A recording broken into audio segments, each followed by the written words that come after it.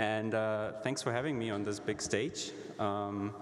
So as you can see today, I'm going to talk about choice-based origin destination revenue management. This is a project that we've been working on for a couple of years now at Deutsche Bahn, or specifically at the long-distance branch of Deutsche Bahn. And so what I want to do today is I'm not going to show you a lot of slides, but I'm going to show you a little visualization with the intent to kind of illustrate the problem that we're trying to solve here, and then how we're going about it. So let me switch. Okay, so what can we see on this chart? So on the right-hand side, you can see a visualization of a schedule, of a typical, maybe typical train schedule.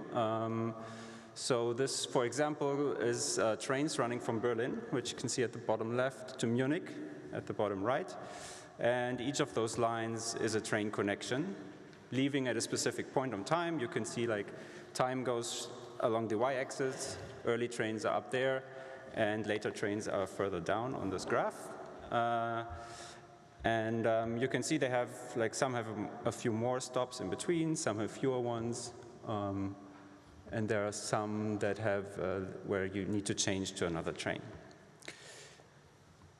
So for the sake of exposition, we assume that all of these trains, we offer them all for the same price, let's say 100 euros. These are all the red 100s you can see here. And then the question is, how does demand or expected bookings, how do they distribute across those trains? And because they're not all the same, some are a bit quicker, some are slower, they go at different times of the day, demand will not be identical on all those trains, obviously, but it will be different. There are some trains like this one with a higher demand because it's one of the quicker ones. It has few stops in between. You don't see any of those smaller dots here. Or this one down here, it's a very attractive time of the day. At night, people want to go back home. And it's also a quick one, so you have lots of demand here. Now, since we're doing revenue management, we're not only interested in those like duration interchange aspects of the train, but also in the price. So, and what we're trying to do with revenue management is that we adjust prices, let's say for this train, so that we can even out demand between those two.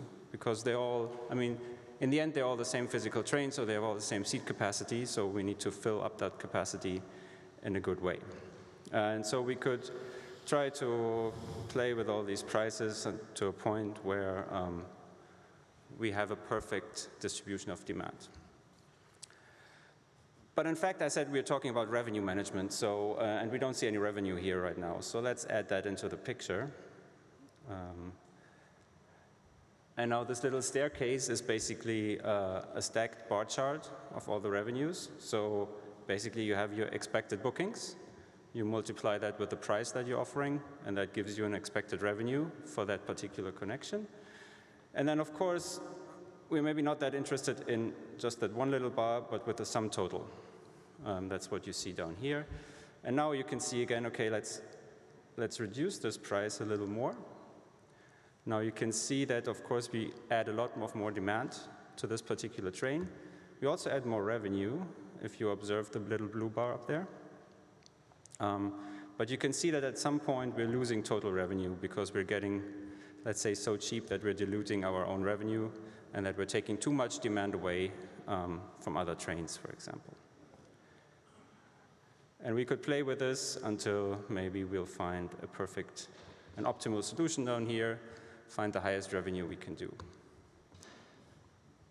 But that's still not the complete picture. Because we also have limited capacity. So there's something like utilization. So I just added this color codes here.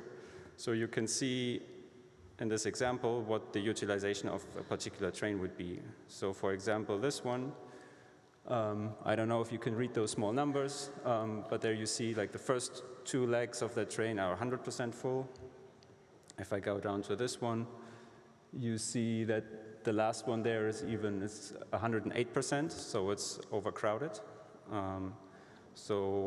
If we take that into account, we might want to increase the price here again, and we can push it up, pushing demand away until we get this one to below 100%.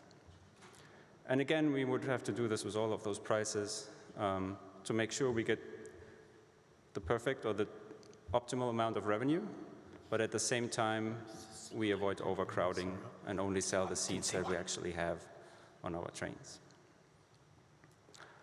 So this is what we're trying to achieve basically with our new system. So this is the problem, as you might see. And so now how do we go about it?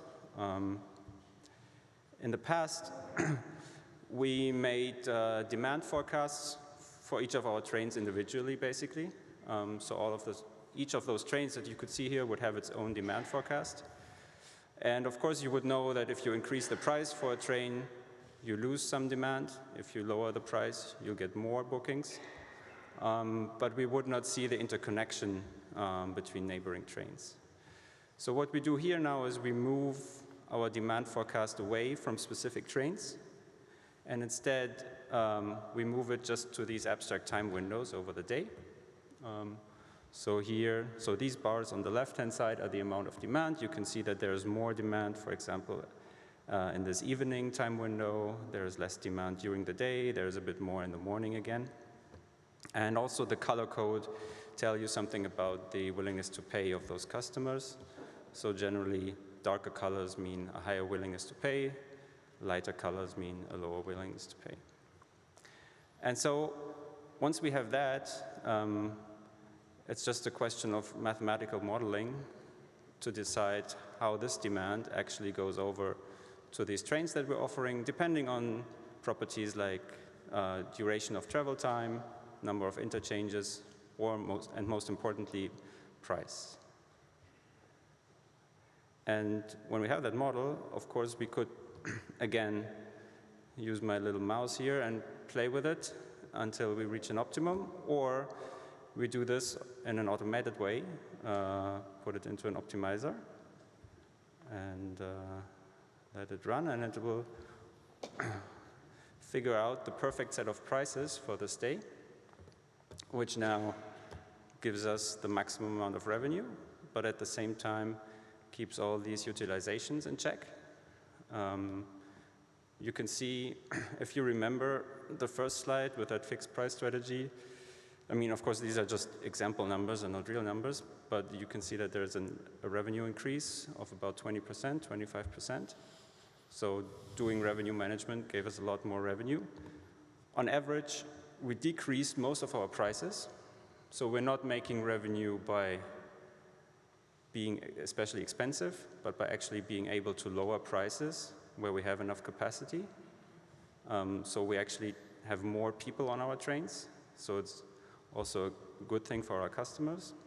And you can also see that we're also taking willingness to pay into account, because you can see that the two most expensive trains are these ones down here. They're not even particularly highly utilized, but they're in this time window where we have a lot of business travelers with a high willingness to pay. So yeah, we're happy to take a bit of more money there to cover our costs. So I hope this little visualization gave you an idea about what the problem is and what we're trying to solve here. So let me jump back to the presentation. So as I said before, we've been working on this for quite a long time. We started this in 2017 with a research project. So did simulations in the beginning, then we did our first test run with actual customers back 3 years ago, I think. Then we started an actual implementation project, did a few more test runs just to be sure that everything works and tweaking all the algorithms. We started the real big IT implementation at the beginning of this year. We're almost done by now, so we want to be done coding by the end of the year, basically, and then take this whole thing live. Not for the whole network, but for our most important origin-destination pairs, sometime next year, and then obviously roll that out over time. And so I talked a lot about the methodology behind all this, but of course, going forward, there will also be other organizational challenges, like we're coming from this leg-based world, so all our analysts are used to a leg-based system. So it'll be very interesting how we move the whole organization to thinking in terms of O&Ds, working with a new system. Of course, we have to build a new, like not only this back-end part basically, but also a front-end for our analysts to work with. So this will be, I think, a busy year next year to, like, even after it actually starts, most of the work might actually still be ahead of us. And it'll be interesting, and maybe I can come back here and tell you a little more about how the first year or so went with our new technology. So I think I'm also out of my 10 minutes, so thank you all for listening, and maybe we have we have 4 minutes for questions. So, yes. Is there any questions from the audience? Can we get a mic? Do you want to yell or wait for a mic?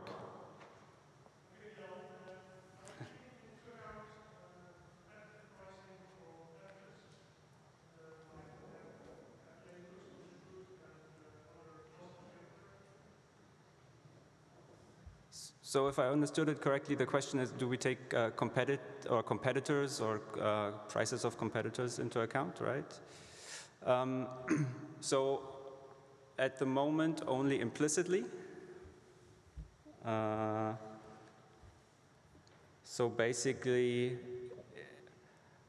maybe if you look at these demand bars and see and kind of try to eyeball their magnitude, they're usually a lot higher than the sum of these. So we expect that some of the demand is not captured by our offerings. And of course, the assumption is it goes to our competitors. Maybe our biggest competitor is still the car, so that's one of them, but also it could be other train operators, flight operators, etc.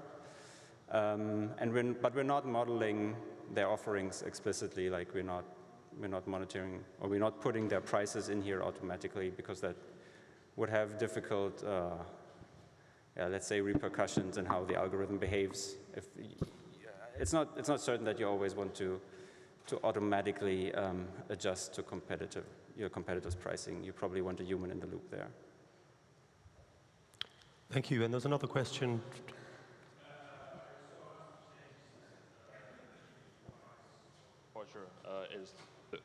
The bar for expected bookings, for instance, increased as you lower the price. So there is some sort of assumed price elasticity in the background. But what about cross-price elasticity? If you decrease the price for one departure, shouldn't that also decrease the expected bookings for neighboring departures? Do you have cross-price elasticity in your algorithm? Yes, there is a cross-price elasticity. Sometimes hard to see, but maybe, like if I move up this price, you will see that this demand goes up, and on the other hand, if I lower this price, I see it now. Thank you. I will draw it over here. And so the question is, how do we come up with those elasticities? We are using a machine learning model and train that on our historic booking data. So we tell it all the prices and all the bookings in the past, and then we basically fit a model to the past data and extrapolate that to the future. Very good, thanks. And just one question for myself. Are you seeing customers' willingness to pay changing at the moment? Are you seeing the elasticities moving? Well, so what we did see is that there's, let's say the composition of our customer sets is adjusting after the pandemic. So we still have fewer business travelers and we have more leisure travelers. So that of course changes the total willingness to pay in the market if you lose that part of the group. For right now, I'm not sure if you were asking about inflation type of things right now, so I'm not sure. I think it's too early to judge. But coming out of the pandemic, it's still obvious that there's lower willingness to pay in the market because we are still missing some of our business travelers. All right, thank you, Philipp. Very informative. Thank you for your time. Round of applause for Philipp.